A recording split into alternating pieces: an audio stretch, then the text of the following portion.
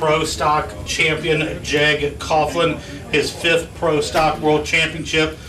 He got here on the strength of 4 wins, 4 runner-up finishes, 2 #1 qualifying positions this season, and it's his first since missing the 2011 season. I'm sure each championship is special, but where does this one rank, Jag? It's extremely special to us, without question.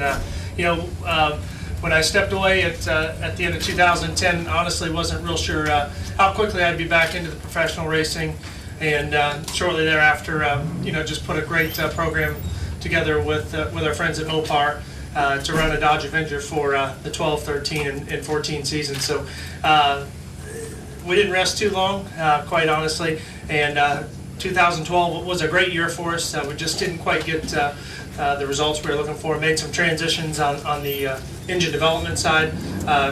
Ended up transitioning from our own in-house engine program to racing with Alan and Roy Johnson and the J&J horsepower that they have, and it's been a great relationship. We started the conversations just shortly after Las Vegas last year about when Alan clinched his championship, and to bring a second championship back to Auburn Hills, Michigan for our friends at Mopar, and to Greenville, Tennessee at J&J Racing, and a 6th overall championship back to Delaware, Ohio, and everyone at Jig's 7 count my brother Troy's Pro Mod Championship. So it feels fantastic. It ranks right up there at the top. Kevin's hollering out houses compared to my early days of big money bracket racing, and it does rank right up there with the best of that, without question. So fantastic year, great team effort.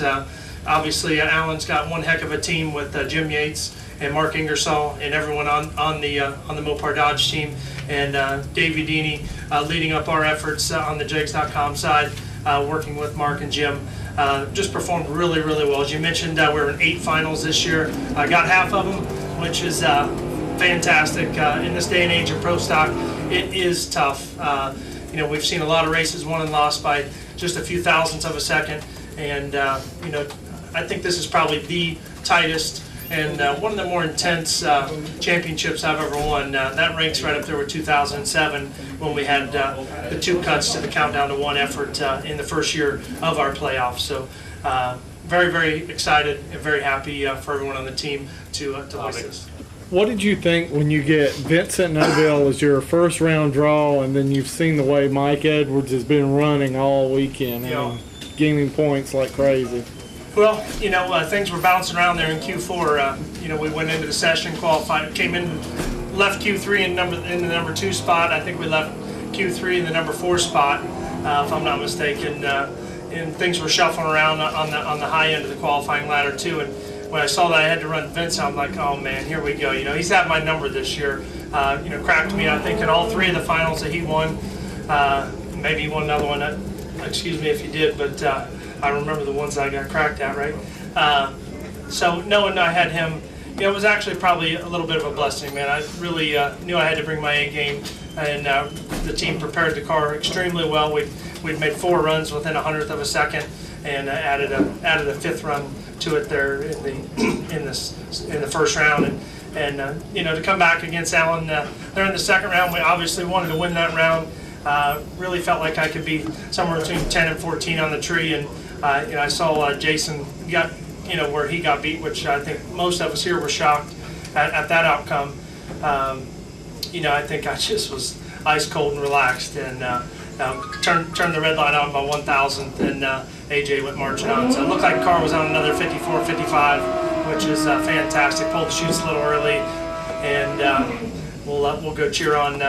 Cheer on Alan. Memories, but you had to remember your last time you were here and ran Vincent in the final. That was an ugly final round. Yeah, there was all kinds of stuff going on. Not to go into it completely, but it turned out where he ended up winning the race, and I turned it red by about 100th of a second there. This time was just a whisker. Louis, what? When you stepped away, do you think this would ever happen again?